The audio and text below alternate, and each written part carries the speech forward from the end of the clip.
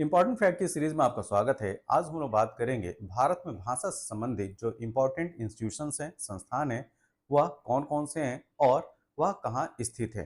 तो सबसे पहले हम लोग बात करेंगे भारतीय भाषा संस्थान की। तो यह है मैसूर, कर्नाटका में। ठीक, यह प्रश्न जो है पूछा भी जा चुका है कि भारतीय भाषा संस्थान कहाँ पे है। दूसरा इंस्टीट्यूट है महात्मा गांधी अंतर्राष्ट्रीय हिंदी विश्वविद्यालय। यह स्थित है महाराष्ट्र के वर्धा में। ध्यान रखिएगा, महाराष्ट्र के वर्धा जगह पे आपको महात्मा गांधी अंतर्राष्ट्रीय हिंदी विश्वविद्यालय देखने को मिलेगा। अंग्रेजी और विदेशी भाषा विश्वविद्यालय ये स्थित है आंध्र प्रदेश में। शहर है हैदराबाद, वहां पे। ठीक है, तो आंध्र प्रदेश में हैदराबाद जगह है जहां पे अंग्रेजी और विदेशी भाषा विश्वविद्यालय स्थित है। अगर हम लोग राष्ट्रीय संस्कृत संस्थान की बात करें, ध्यान से देखिएगा, राष्ट्रीय संस्कृत संस्थान ये नई दिल्ली में है। ठीक, अब इसके साथ कुछ और संस्थान को देखेंगे। लाल बहादुर शास्त्री राष्ट्रीय संस्कृत विद्यापीठ। ठीक, तो लाल बहादुर शास्त्री राष्ट्रीय संस्कृत विद्यापीठ ये भी जो है नई दिल्ली में है। राष्ट्रीय संस्कृत विद्यापीठ, ध्यान रखिएगा, ये राष्ट्रीय संस्कृत विद्यापीठ है। ये आंध्र प्रदेश के तिरुपति शहर में है। कहां पे? आंध्र प्रदेश के तिरुपति में। मौलाना आजाद राष्ट्रीय उर्दू विश्वविद्यालय, ठीक है, मौलाना आजाद राष्ट्रीय उर्दू विश्वविद्यालय ये है हैदराबाद में। शास्त्रीय तमिल केंद्रीय संस्थान, ये भी काफी इंपॉर्टेंट है। शास्त्रीय तमिल केंद्रीय संस्थान यह तमिलनाडु की कैपिटल चेन्नई में है। तो ये इंपॉर्टेंट भाषा से संबंधित संस्थान थे और वह कहाँ स्थित है वह उनके बारे में स्लाइड था। अब हम लोग बात करेंगे भौतिक तथा रसायन विज्ञान से संबंध जो इंपॉर्टेंट डेज हैं उनके बारे में। तो अगर आपसे पूछा जाए राष्ट्रीय प्रौद्योगिकी दिवस मतलब कि नेशनल टेक्नोलॉजी डे कब मनाया जाता है, तो यह है 11 मई। ओजोन परत क्षरण दिवस कब मनाया जाता है, ये बार बार एग्जाम में पूछा भी जाता है। तो ओजोन परत क्षरण दिवस हर साल 16 सितंबर को मनाते हैं। राष्ट्रीय ऊर्जा संरक्षण दिवस यह हर साल 14 दिसंबर को मनाया जाता है। विश्व जैव विविधता दिवस मतलब कि वर्ल्ड बायोडायवर्सिटी डे यह हर साल 22 मई को मनाते हैं। कुछ अन्य जो दिवस हैं उनको भी देख लेते हैं।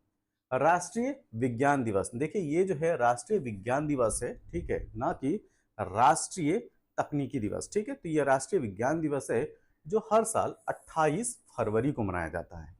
आयुध निर्माण दिवस यह हर साल 18 मार्च को मनाते हैं। विश्व मौसम विज्ञान दिवस हर साल 23 मार्च को मनाया जाता है। पृथ्वी दिवस यह 22 अप्रैल को मनाते हैं। ठीक, तो ये कुछ भौतिक और रसायन से संबंधित कुछ महत्वपूर्ण दिवस थे।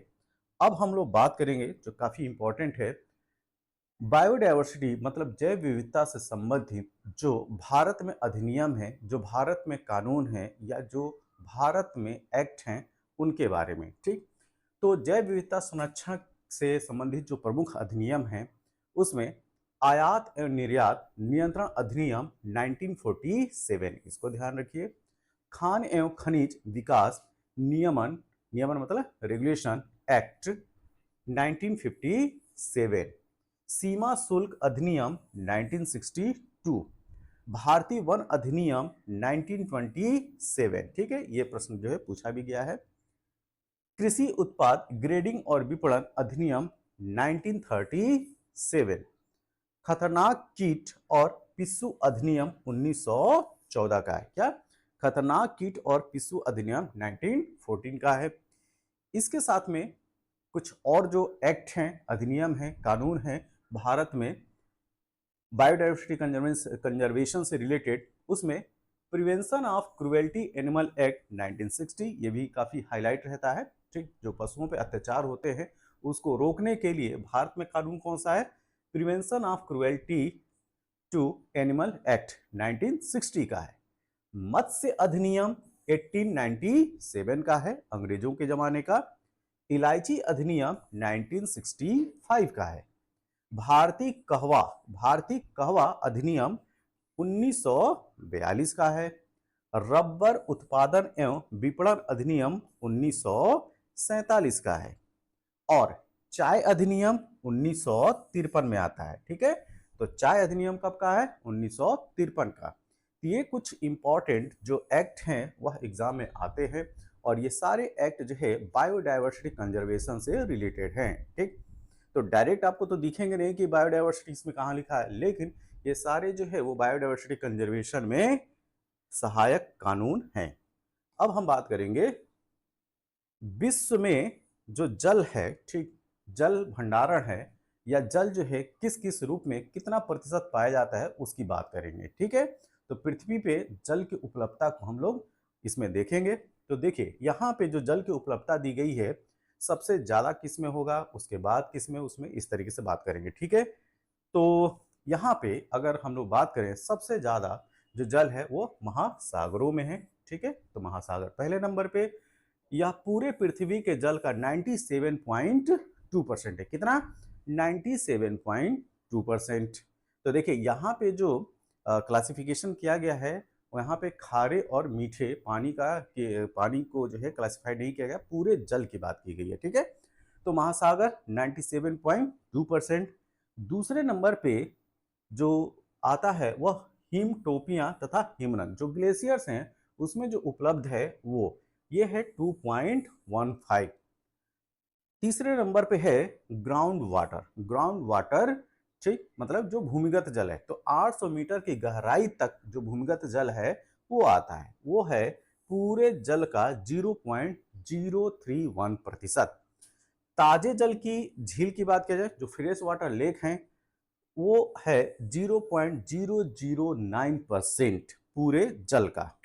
वायुमंडल में जो हमारा एटमॉस्फेयर है उसमें जो जल की उपलब्धता है वह 0.001 है। और इसमें सबसे कम जो वाटर उपलब्ध है, जो जल उपलब्ध है, वह नदी और सरिता, ठीक है।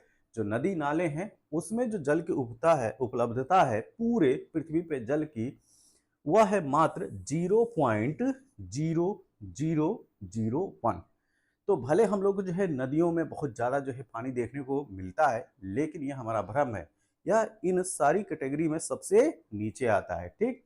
अच्छा, अगर आपसे पूछा जाए कि सबसे ज़्यादा मीठा पानी कहाँ आपको मिलेगा, तो नो डाउट कहाँ, जो ग्लेशियर्स हैं, ठीक है। और सबसे ज़्यादा अगर पानी की बात किया जाए तो महासागर है ही लिस्ट में।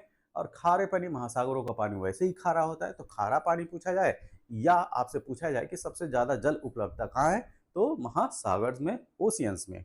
तो ये क्रम जो है याद रखिएगा, यहाँ से भी प्रश्न आते हैं। अब हम बात करेंगे झीलों से संबंधित जो इंपॉर्टेंट फैक्ट हैं जो एग्जाम में पूछे जाते हैं। तो विश्व में सर्वाधिक लवणता वाली झील कौन सी है, ठीक। तो आपको उस झील का नाम बताना है जिसकी सैलिनिटी सबसे ज्यादा है, लवणता सबसे ज्यादा है, तो वो है वान लेक, ठीक है, वान लेक। खारे पानी की विश्व की सबसे बड़ी झील कौन सी है? खारे पानी की बात की जा रही है, ठीक है, ये है कैस्पियन सागर। तो ऊपर वाला प्रश्न क्या था, किसमें सैलिनिटी सबसे ज्यादा है, ठीक। और दूसरा प्रश्न ये है कि खारे पानी की सबसे बड़ी झील कौन सी है, तो ये है कैस्पियन सागर। अब यहाँ पे कंफ्यूजन ये हो रहा होगा कि यहाँ पे तो लिखा है सागर, लेकिन हम बात कर रहे हैं झील की। तो देखिए यह इतनी बड़ी है, ठीक, कि इसको जो है सागर नाम दे दिया गया, ठीक है। लेकिन लेकिन यह जो है वास्तव में एक झील ही है। चीन का परमाणु परीक्षण संस्थान जिस झील के किनारे स्थित है वह है लोप नोर। क्या? लोप नोर। कनाडा स्थित पोर्ट रेडियम किस झील के समीप स्थित है? इस तरह से भी प्रश्न पूछे जाते हैं। तो कनाडा में जो पोर्ट रेडियम है वह ग्रेट बियर लेक, ठीक, तो ध्यान रखिएगा, ग्रेट बियर लेक के किनारे यह स्थित है जो पोर्ट रेडियम है। तो पोर्ट रेडियम है कहाँ पे? कनाडा में। तो ग्रेट बियर लेक कहाँ पे? कनाडा में। जिस झील से होकर आर्कटिक वृत्त गुजरता है, जो आर्कटिक सर्कल है, वह किस झील से होकर गुजर रहा है? तो ये है ग्रेट बियर झील, जो अभी हम लोग ने बात किया यहाँ पे, ठीक। तो ग्रेट बियर झील जो कनाडा की है, उससे उससे जो ग्रेट उससे जो आर्कटिक सर्कल है वह गुजरता है। जिस झील के बीच से होकर विषुवत रेखा गुजरती है, जो इक्वेटर लाइन क्रॉस करती है, वह है विक्टोरिया झील, ठीक है। तो अफ्रीका में विक्टोरिया लेक है। तो वहां से बीच से जो है होकर जो इक्वेटर लाइन है वो गुजरती है। जिस झील के बीच से होकर विषुवत रेखा गुजरती है, ये रिपीटेड लाइन हो गया, ठीक है। नेक्स्ट कुछ अन्य महत्वपूर्ण तथ्य देखते हैं। विश्व की सबसे प्राचीन एवं गहरी झील, ठीक, तो सबसे डीपेस्ट लेक की अगर बात की जाए तो ये है बैकाल झील। ये पूछा भी गया है हाल फिलहाल में यूपीपीसीएस के एग्जाम में। विश्व की सबसे ऊंची नौगम्य झील, मतलब कि जहां पे नाव चल सके और लेकिन वह दुनिया की सबसे ऊंची हो, तो यह है टीटीकाका लेक, टीटीकाका झील। विश्व की सबसे बड़ी मीठे पानी की झील, ठीक, यहाँ पे मीठे पानी की झील की बात की जा रही है, ना कि खारे पानी की। खारे पानी की झील की बात आएगी तो आप सुप्रियर लेक बताइएगा, लेकिन अगर मीठे पानी की झील की बात की जाएगी तो ये होगा सुप्रियर झील, सॉरी, जो खारे पानी की झील होगी वो कैस्पियन सागर होगा, ठीक है। और सबसे बड़ी मीठे पानी की जो झील होगी वो सुप्रियर झील होगी। विश्व की फैलती झील बैकाल झील को श्रेय जाता है, ठीक। साइबेरिया का मोती या आंख कहा जाता है किसको? बैकाल झील को।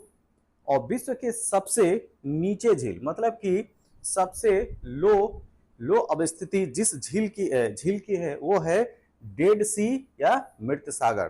तो एक्चुअली में जिस तरीके से जो कैस्पियन सागर है वह दुनिया की सबसे बड़ी खारे पानी की झील है, तो उसका नाम सागर है क्योंकि उसका जो है एरिया, मतलब कि वो बहुत बड़ा है। इस वजह से वह झील ना कह के हम लोग उसको क्या बोलते हैं? कैस्पियन सागर बोलते हैं। उसी तरीके से जो डेड सी है उसका भी एरिया जो है काफी बड़ा हुआ करता था, इस वजह से उसको डेड सी या मृत सागर बोलते हैं, लेकिन वास्तव में एक वो बड़ी झील का ही रूप है। ओके, इसी के साथ इंपॉर्टेंट फैक्ट का यह वीडियो कंप्लीट होता है। यह वीडियो आपको कैसा लगा? जैसा भी लगा हो आप अपने सुझाव जो है कमेंट बॉक्स में जरूर दें। तब तक के लिए थैंक यू, धन्यवाद।